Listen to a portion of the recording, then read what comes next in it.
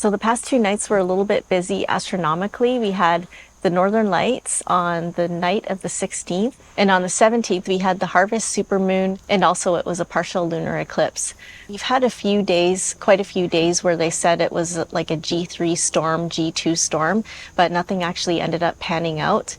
But on the night of the 16th, a G3 storm was forecasted. So Aurora notifier was sending me all these alerts saying it was like KP7 plus and that kind of thing. So I just thought I'd, go outside to check to see what was going on.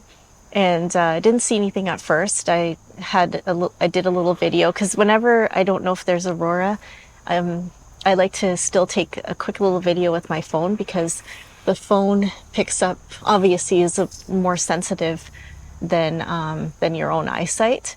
So the first time I used my phone, I didn't see anything.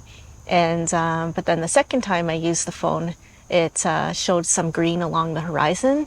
So that's when I set up my GoPro to do time-lapse mode, because for me, even if it's not a good event, doing the GoPro time-lapse is like a no-brainer because it's so easy. Just press the night lapse button and check it in the morning and you can see what's going on.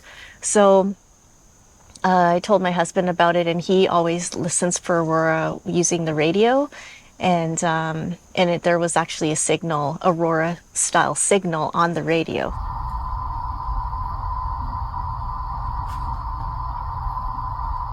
So basically the sound that you're listening to is from the Dopplerizing and spreading out of the analog video carrier that normally should be a sharp, clear tone.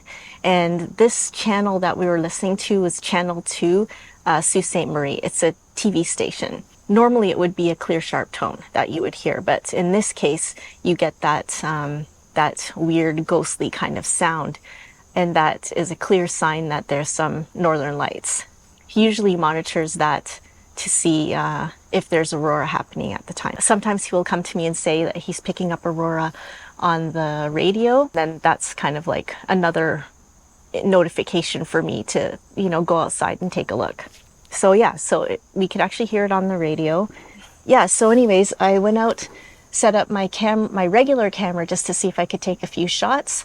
And I took one shot and I saw the northern lights and I was like, oh, that's so cool. So then I left, I went onto social media and I, put out some Instagram stories and a few tweets. And and then I went back and it was gone.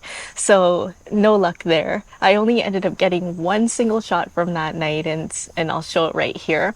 And for that picture, I used this Canon 17 to 40 millimeter lens. This is kind of like my go-to nightscaping lens in light pollution because it's f4. You don't really need a faster lens in light polluted skies, and I like the zoom range on this one going from 17 to 40 millimeters, and it's perfect for the northern lights.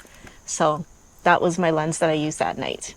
So the next night was a partial lunar eclipse, and I had no intention of taking pictures that night. Oh, it was also the harvest supermoon.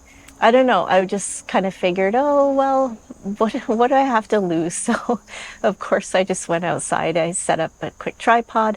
I took some shots of the moon rising, and it was just beautiful because there were clouds in the way.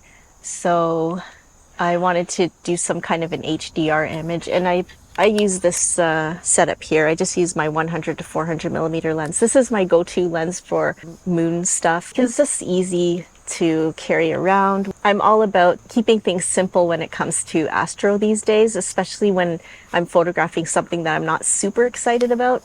And plus that night I was actually really tired because I was coming off of the night shifts and I wanted to go to bed super early. So, I just wanted to keep things as simple as possible.